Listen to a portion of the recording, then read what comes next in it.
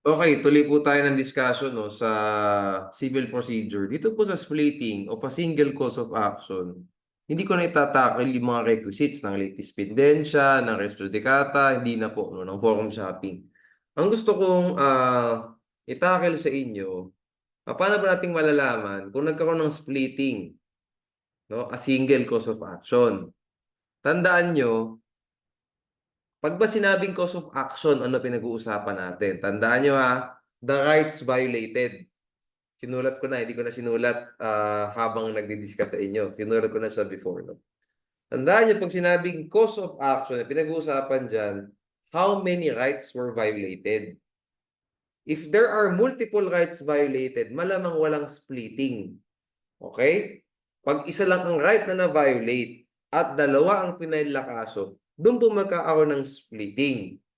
Whether res litispendensial or res judicata. Okay? Pero if multiple rights were violated, multiple suits are allowed. Okay. So ngayon, attorney, how can I differentiate po kung right ba yan o remedy? Ayan. Yan ang magagandang tanong. No? Kung yan ang itatanong nyo man sa akin. That's a good question. Diyan na po gagana yung sinasabi nila na dapat magaling ka sa civil law at saka sa commercial law para maging magaling ka sa remedial law. Hindi nyo kailangan all the time ng civil law at saka commercial law sa remedial law. Pero sa pagkakataon po na to, dito nyo magagamit yung knowledge nyo, information nyo na natutunan nyo nung nasa civil law pa at saka sa commercial law. Kasi cause of action, hindi lang naman sa remedial law binanggit ang cause of action, di ba? Binanggit din yan sa civil law. Especially, no, wag na tayo sa commercial law, sa civil law. Di ba? So, pag magaling ka sa civil law, if you studied with the civil law, kaya mong i-differentiate kailan ba right yan at kailan ba remedy yan o relief yan. Gumawa po ko ng examples dito. No? Kapag maraming sources of obligation, sabihin natin passenger, di ba? May quasi-delict yan, meron din siyang culpa contractual, so breach of contract of carriage. Dalawa ang sources of obligation. So, tanong, attorney, pwede ba siya mag-file ng breach of contract at saka quasi-delict? The answer is yes. Kasi po, walang splitting na nangyari. These suits are based on different rights. One is based on quasi-delict, the other is based on contract. No? With that being said, wala pong splitting. Ang nagkaroon, separate suits. Di ba? And the separate suits, they have separate allegations kasi po yung culpa contractual case, mag-focus po yan sa terms and conditions ng kontrata. On the other hand, sa quasi-delict, saan po mag-focus yung allegations ng plaintiff? Sa neglect, sa fault. Di ba? These are different principles, no? Ganon. Yan po yung unang nilagay, no? Ito iba sa mga ilan sa mga examples no, na pwedeng matanong sa inyo. Ano po isa kong nilagay? Right, ownership rights. Yan. At saka possessory, possession ang nilagay ko rito. Rights of an owner at saka rights of a possessor. Sabihin natin, si Juan nag-file siya ng action reivindicatoria, or action for reconveyance. Nag-file din po siya ng forcible entry case. Okay, ejectment suit. Nag-file siya sabay. Tanong, was there splitting of a single cause of action? The answer is no. Kahit si Juan po ang may-ari ng lupa, iba po ang basis ng rights ng each case. The one is based on his right as an owner. Kaya nga reivindicatory action, reconveyance. On the other hand, yung unlawful detainer, yung forcible entry, yung ejectment suit, based po yan sa rights niya as a possessor. Same thing for action publiciana. So, pwede niya i-file yan simultaneously. Kasi po, ang pinag-uusapan natin dito, rights, hindi po remedies. Okay, ganito. Sabihin natin, isa lang po ang right na na-violate. And then, nag-file lang separate remedies. Yung plaintiff. Diyan po nagkakaroon ng violation ng rules of court. Okay? Diyan po nagkakaroon ng splitting a single cause of action. Ang problema po, tandaan nyo, sa remedies. Hindi po problema kapag rights ang maraming final na kaso. Kasi entitled po in the first place yung plaintiff na mag-file ng maraming kaso kasi marami po siyang rights na na-violate. Tandaan niyo yan. Ito po ilan sa mga examples kasi yun ang nilagay ko dyan. Kasi yun yung mga usual na natatanong sa atin, di ba?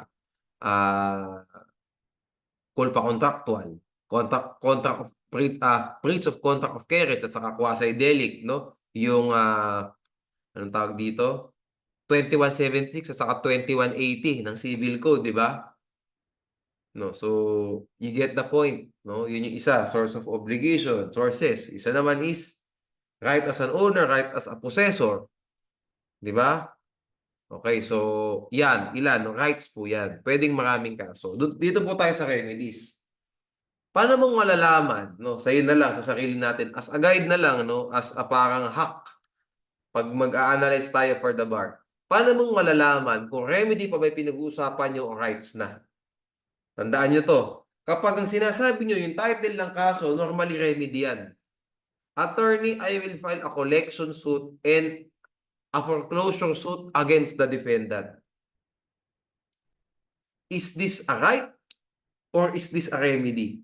Title ng suit, probably remedy po yan. Kasi iba ang right. Halimbawa, mag-i-enforce ka ng right mo as an owner, hindi mo naman ilalagay sa title ng complaint na enforcing your right as an owner. Hindi ganun. Di ba? Hindi naman ganun yung pangalan ng title ng kaso eh. Hindi ganun yung title ng kaso. Ang title ng kaso normally, yan yung prayer later on. Action for foreclosure. Nakalagay nga as the name implies, for. We are filing this action for foreclosure. Any relief later on, any remedy prayed for ng plaintiff. Foreclosure. So we're talking about remedy in this case. Action for collection of sum of money. What? From the name itself. We are seeking to collect money. That is the remedy that we're praying for. That we're seeking when we file this case. That is a remedy. Di ba? Hindi ako tinuturo ko sa inyo yan, di ba? Mas simple. Tandaan nyo ha, pag title ng kaso normally, attorney annulment of deed of sale. Is this a right or is this a remedy? That's a remedy. You want to annul a contract. Ano ngayon yung right na pinag-uusapan natin dyan? No? Depende. Bakit ka magpapa-annul in the first place? Finorce ba yung vitiated consent? Yun yung right na na-violate. Di ba? Your freedom to contract. Yan yung na-violate na right mo.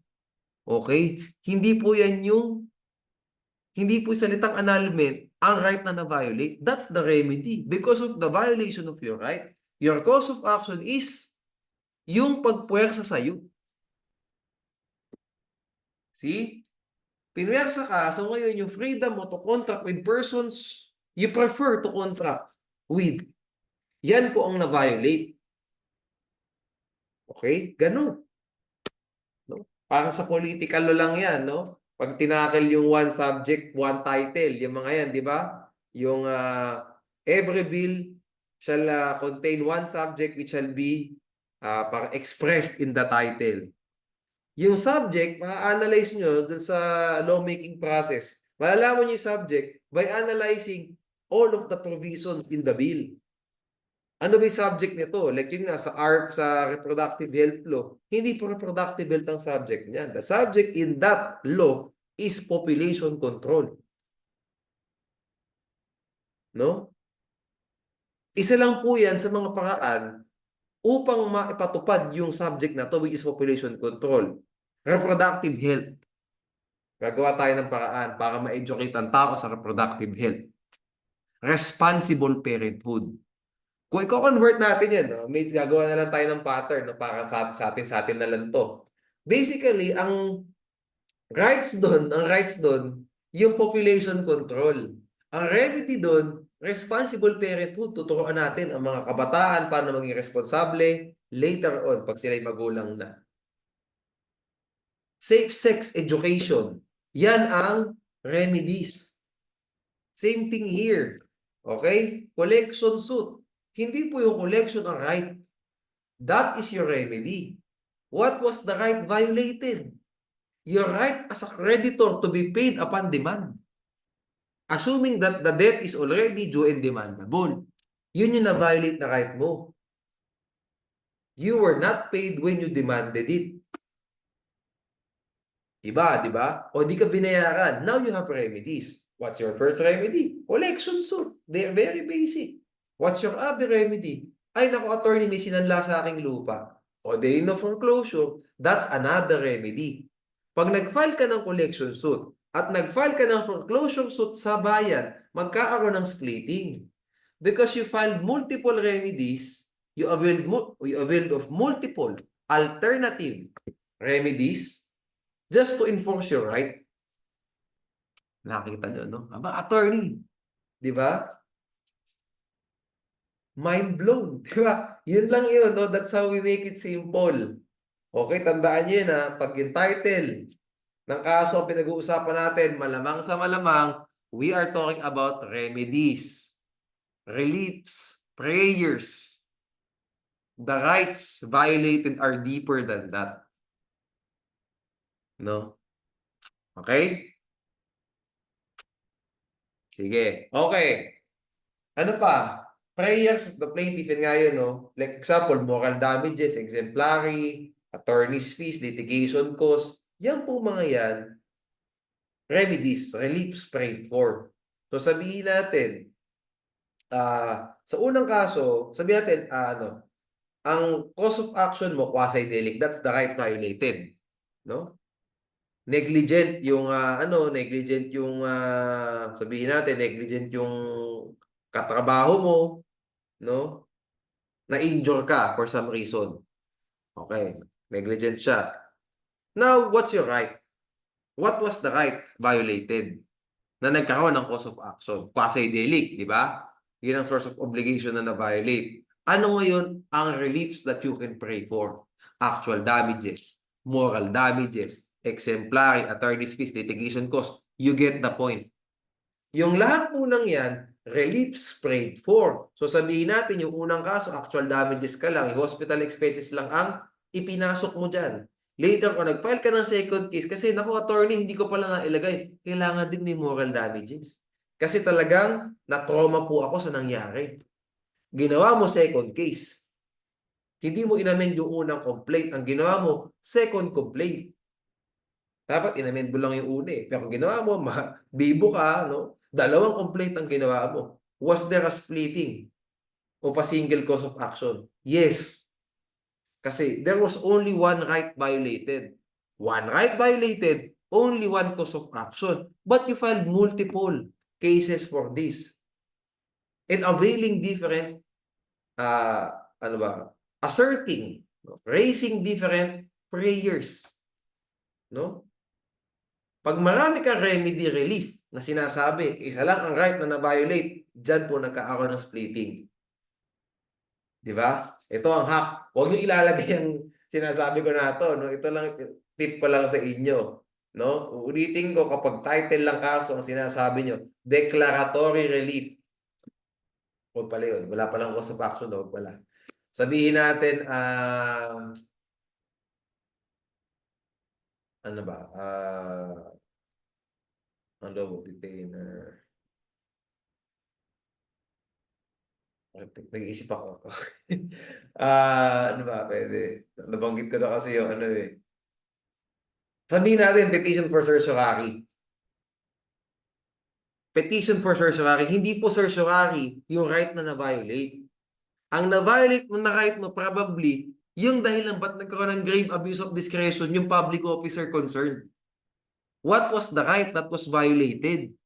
Oh, ganun. Bakit ka nag-file ng petition for certiorari? Baka kasi nag-rule na yung court, hindi ka binigyan ng opportunity to be heard. O nag-rule yung tribunal, hindi ka binigyan ng opportunity to be heard. That was the right violated. Your right to be heard. O baka nagkaroon ng nagtumakbo yung kaso, wala kang counsel. Yun yung na-violate na right mo, right to counsel. That was the right, that's your cause of action. What's your remedy? Petition for certiorari.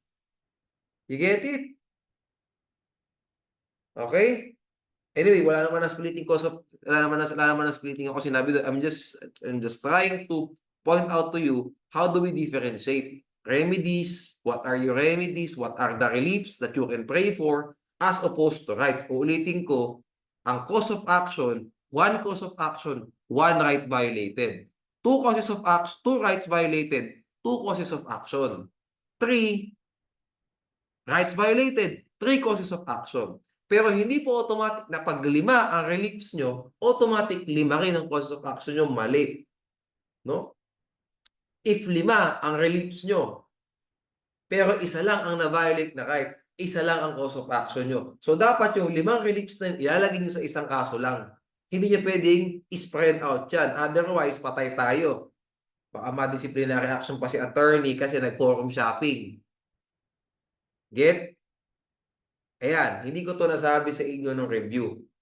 No? Kasi nung medyo ano pa tayo gradual pa tayong mag-discuss, no? Siyempre, dapat methodical, no? Slower, more gradual, methodical. Ito na. Hack na lang para sa lahat. Okay? Ulitin ko. Look at the rights. If isa lang yung right, based dun sa facts na nabasa nyo, isang right lang ang pinaglalaban ni sir. Okay, ng plaintiff. Hindi pwede dalawang kaso ipafile niya. Okay?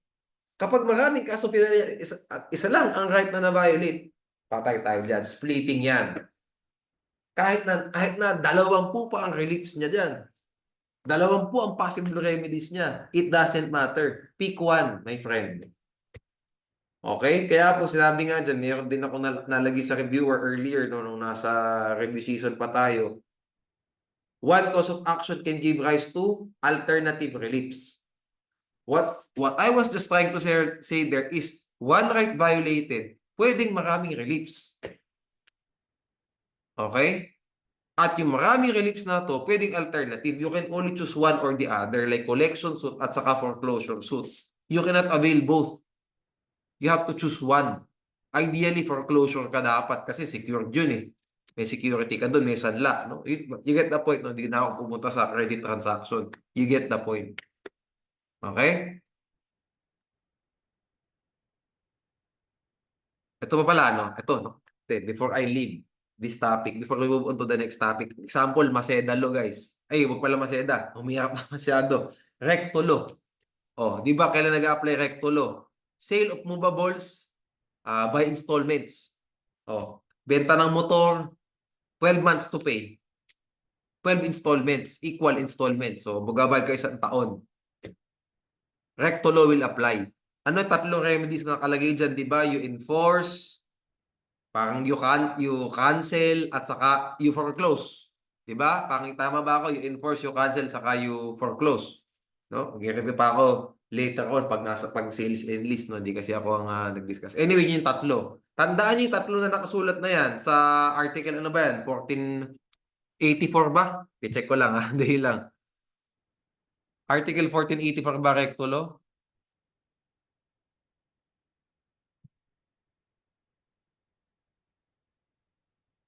Madali, no? Nakatsaba ako. Tama, Article 1484. Di ba? Exact fulfillment, cancel the sale, foreclose the chattel mortgage. Yung tatlo po na yan yung possible remedies. Alternative yan.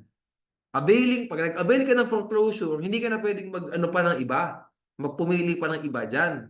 These are the remedies available to the party with the cause of action. In this case, yung seller. Ano po yung right na na-violate ng seller? To be paid the price upon demand. Diba? By installments. One installment was not paid on time. 2, 3, 4, 5, and so on and so forth. Yan po yung na-violate niya na right. There was only one right violated. Sabihin natin, no, isang installment lang hindi nabayaran, wag na natin pahirapan pa. One installment, due and demandable, not paid for.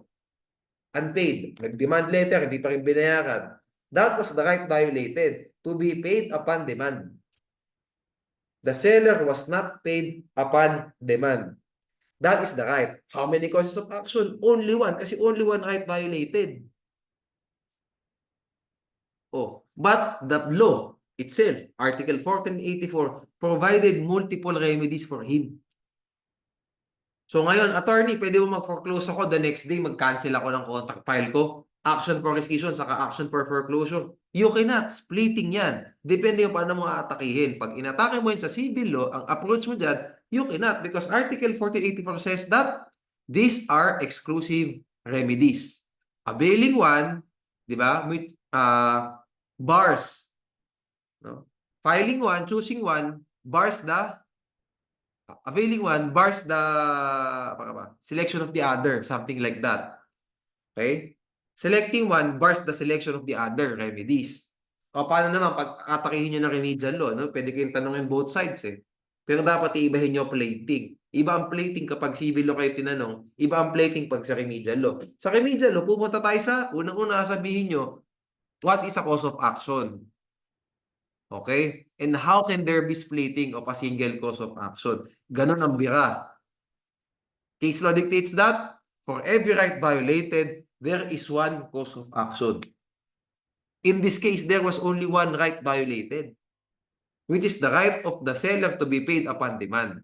Thus, there was only one cause of action. However, the seller filed two actions for the enforcement of this cause of action, which are, sabihin natin, foreclosure and cancellation of sale, or foreclosure and rescission of sale.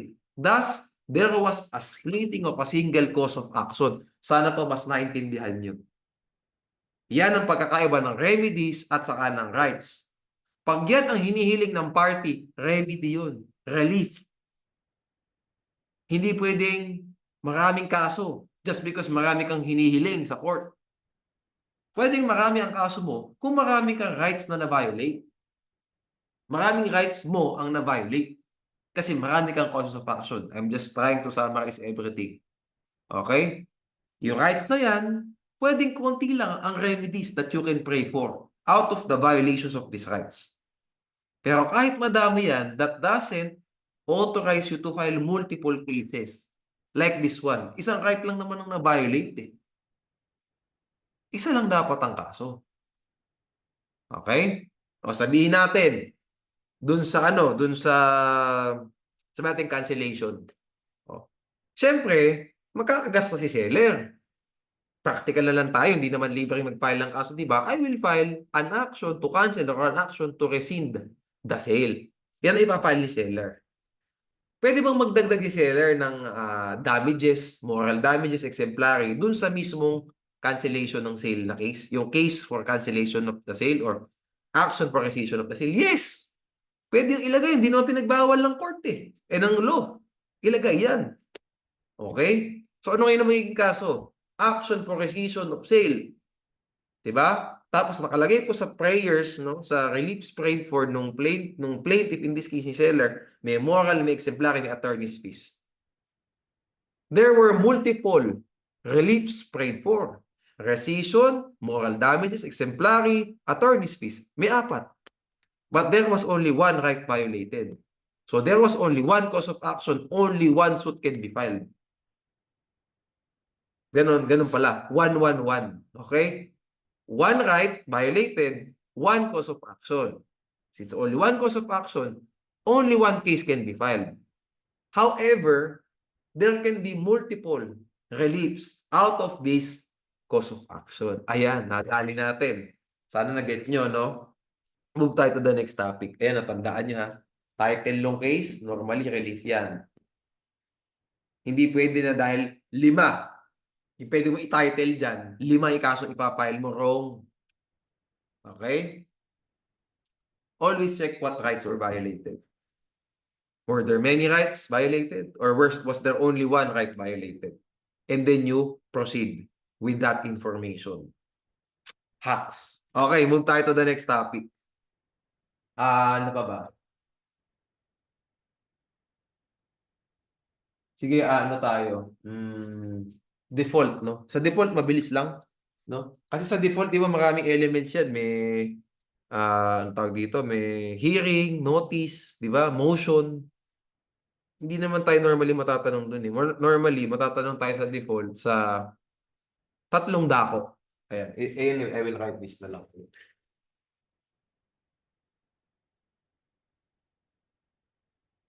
Sa ano po, sa default, may tatlo normally na pwedeng itanong sa atin. First is, sa default, may tatlong angulo, 3 angles, na normally matatanong tayo.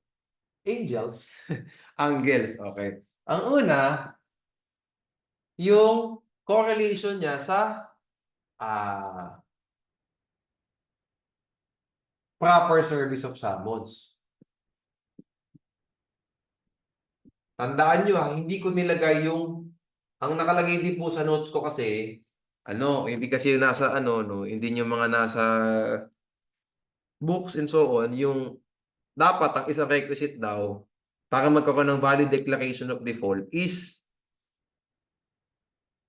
there must be jurisdiction over the person of the defendant. Nakalagay dyan yun.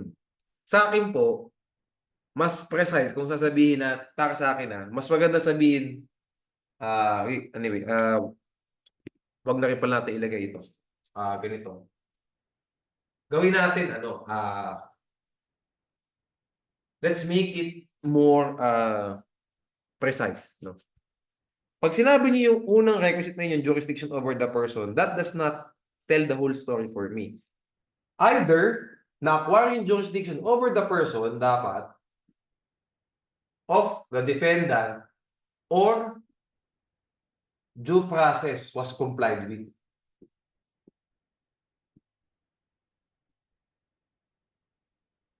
Bakit ko po in-include yung pangalawa na ito?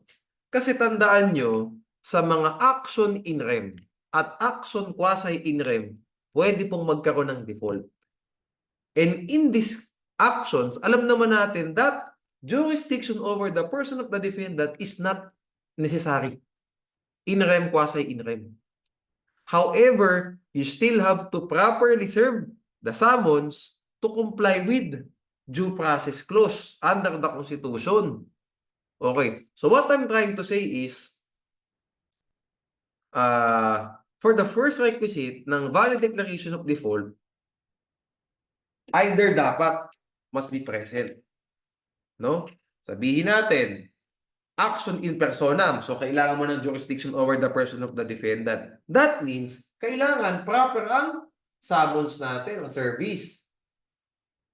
Pag action in rem naman, o quasi in rem, same way. Dapat, proper ang summons natin. Okay? Unless, of course, nagkaroon ng voluntary appearance yung defendant, whoever he may be, o yung respondent, whoever he may be. Pero siyempre, hindi dun yung tanong normally, di ba? Napakadali naman kung mababasa niyo sa facts ng bar question, nagkaroon ng voluntary appearance. Ba't pa tayo, di ba? Ba't pa tayo mahaba yung facts kung nagkaroon naman pala ng voluntary appearance? Siyempre, medyo pahihirapan tayo, challenge tayo. Ang mangyayari dyan, magkakaroon ng correlation sa default at saka sa summons. Ang haba ngayon ng sagot mo. Doon ka mahirapan. At doon tayo, i-assume natin na yun ang galawan yun ang probable na tanong sa inyo sa bar. Okay? So, pag sinabi mo jurisdiction over the person of the defendant, in personam yan. Yun yan. Di ba? Para malaman natin kung nagkaroon ng jurisdiction, tingnan natin Rule 14, may valid bang service of summons? Proper. Or pag in-rem o quasi in-rem, kailangan pa rin namang magkaroon ng proper service of summons. Not for jurisdiction, ito, but for due process. So, summons pa din. Kaya ang point ko lang dito, babalik tayo sa summons. Kaya po, related talaga ang Rule 9 on default at saka declaration of default at saka Rule 14 on summons. Kasi normally, kaya po nagkakaroon, ito nalagay ko, normally, kaya po nagkakaroon ng invalid declaration of default, hindi naman dahil sa lack of notice, hindi naman dahil sa lack of motion, lack of hearing, hindi naman dun eh. Nagkakaroon po ng invalid declaration of default because of hindi na comply. Because of improper service of summons. Kaya po, magkapatid talaga yan. Okay? Kaya pala maganda natakal ko kanina, mas natakal ko nung unang part ng video natin, yung Rule 14 na. Okay? And then saka tayo mag-Rule 9 ngayon. That's the first important topic. Okay? So pag invalid po ang service of summons, invalid yung declaration of default. No? At dahil invalid yung declaration of default, hindi po mawawala yung right ng defendant to present his case. Diba? O ngayon, next na pwedeng itanong sa inyo, no? Possible remedy. Diba? Yung possible remedy, pag nagkaroon ng default, diba? Ito po, no? Magkakaroon po tayo ng interplay. No? Medyo kakagat na tayo sa annulment, kakagat na tayo sa relief.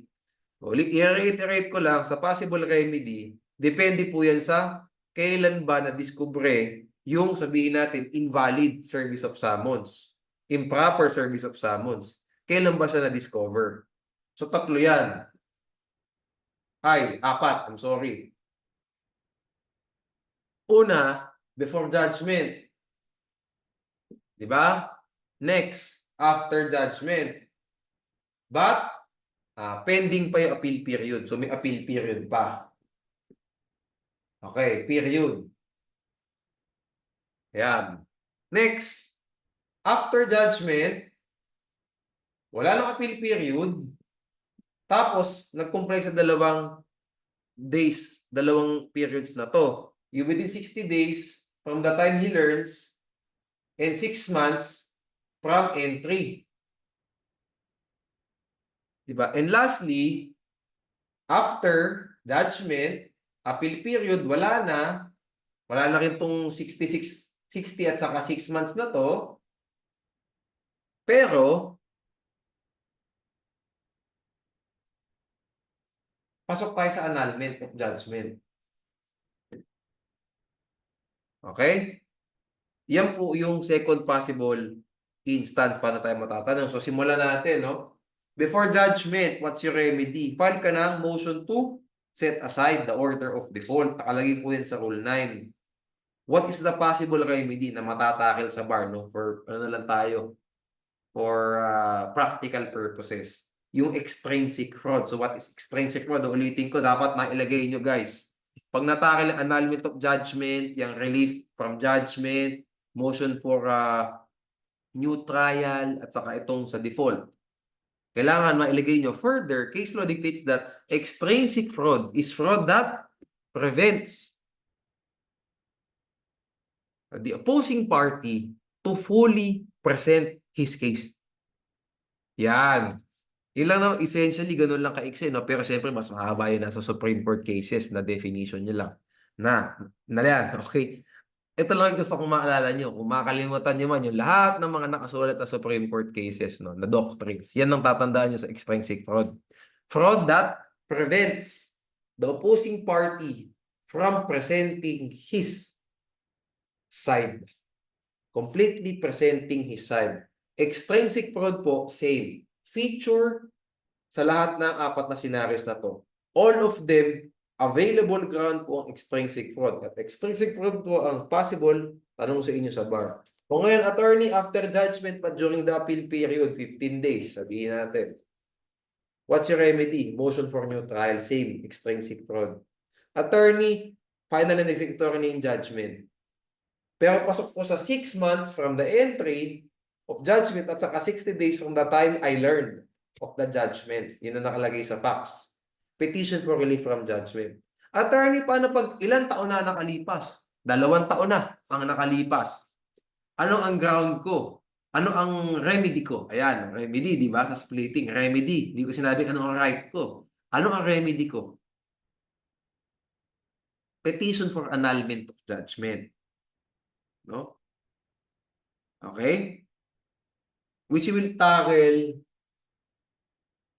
we can mention that now, no? So sa petition for annulment of judgment, di ba yun yung parang remedy of last resort natin, no? Sa mga ganitong pagkakataon, di ba nakalagay dyan if extrinsic fraud ang ground natin, di ba? Petition for annulment of judgment is not an available remedy if petition for relief from judgment was availed of or could have been availed of. Di ba?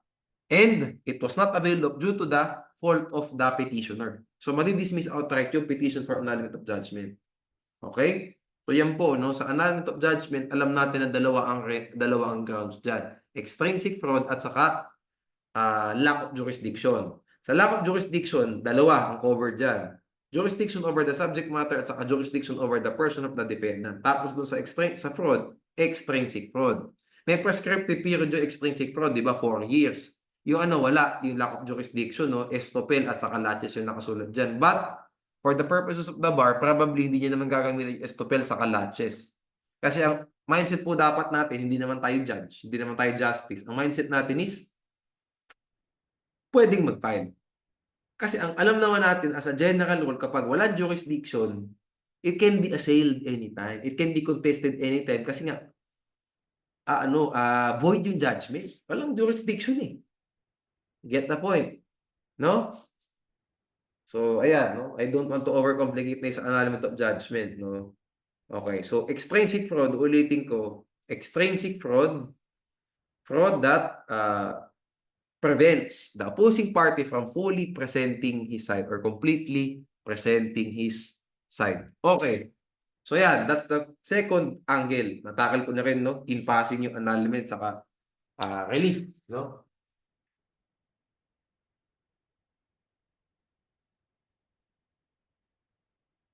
Okay. Next na third, no? Third angle na pwede tayo matanong, no? Yung ito, ayan. Number 3, yung ang tawag dito, partial default.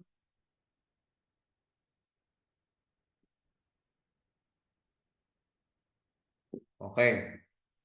Sabihin natin, tandaan nyo ha, the plaintiff has a common cause of action. Common cause of action against the two defendants. One defendant filed an answer, the other failed to do so. The case will be tried against all of them based on the answer of the defendant who filed his pleading. Okay? Tandaan nyo, the important, no? Ang important po dyan na phrases, tatlo. Common cause of, dalawa. Common cause, tatlo nga. Common cause of action, one defendant filed, at least one defendant filed, and tried the case against all of the defendants. Based on that answer. Okay, so ano yung tatlo natin kailangan tandaan?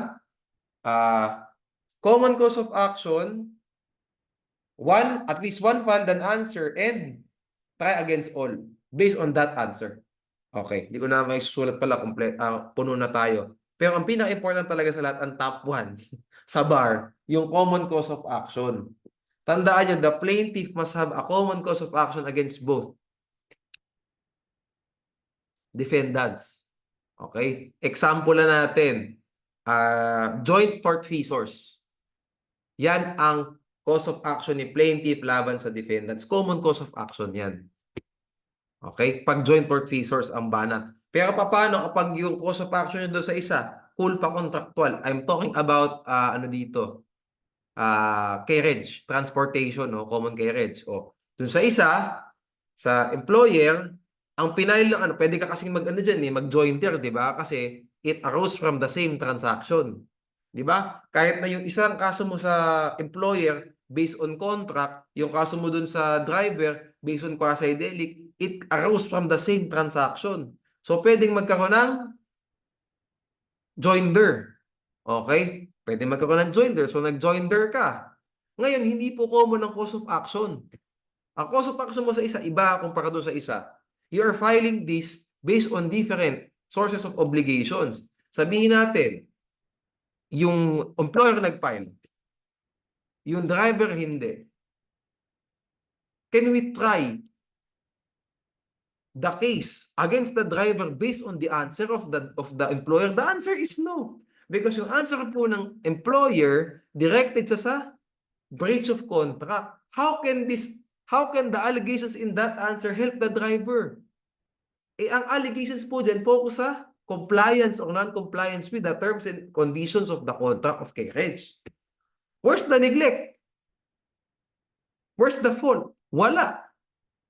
On the other hand, kapag joint tortfeasors po yan, both based on quasi-delict, magagamit po, di ba, it makes sense pag if you make sense of things, it actually makes sense. Bakit nga ganun ang nakalagay sa Rule 9. Pag common ng cause of action, both quasi-delict, pag binasa natin yung allegations ng employer, magagamit natin para matry yung kaso doon din sa driver. Kasi parehong quasi-delict eh. Based on that same incident din na bungguan, no, ng sasakyan. Pag tinignan ko yung pleadings ni employer, okay, this can also help the driver. So we can try the case against all parties based on that answer. Di ba? Kasi common ang cause of action. Pero pag isa culpa contractual, yung isa quasi-delict, pwede nyo mong i-join there yan kasi nga one series of one transaction eh. Di ba? The causes of action arose from the same transaction. There can be joinder of causes of action and joinder of parties.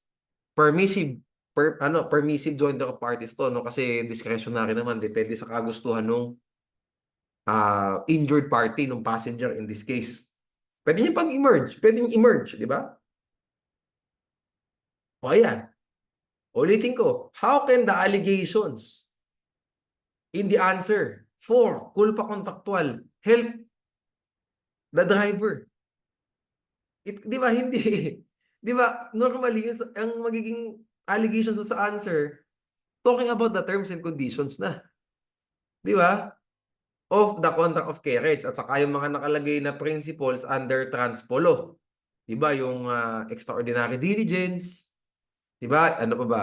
Yung mga calamity, di ba? Defects in the container, mga ganyan ng mga, di ba, nakasulat, no, sa Transpo, di ba? Sa Civil Code provisions on Transpo. Ibang-iba. Diba? It makes sense. That's the third angle. No? Tandaan nyo, the most important, di ba, tatlo phrases? Common cause of action, one filed, try against all, based on that answer. Ang pinaka-important yung common cause of action. If it's uncommon, that answer will not benefit the other defendants. The case will be tried against that defendant who filed the answer only. Yung mga ibang tao, yung mga ibang defendants dyan, wala talaga. Hindi na sila, wala na silang ang tawag dito, wala na silang right, no? Basically, patalo na talaga yung kaso. Yun lang naman ibig kong sabihin, no? O, sige, move tayo to the next topic.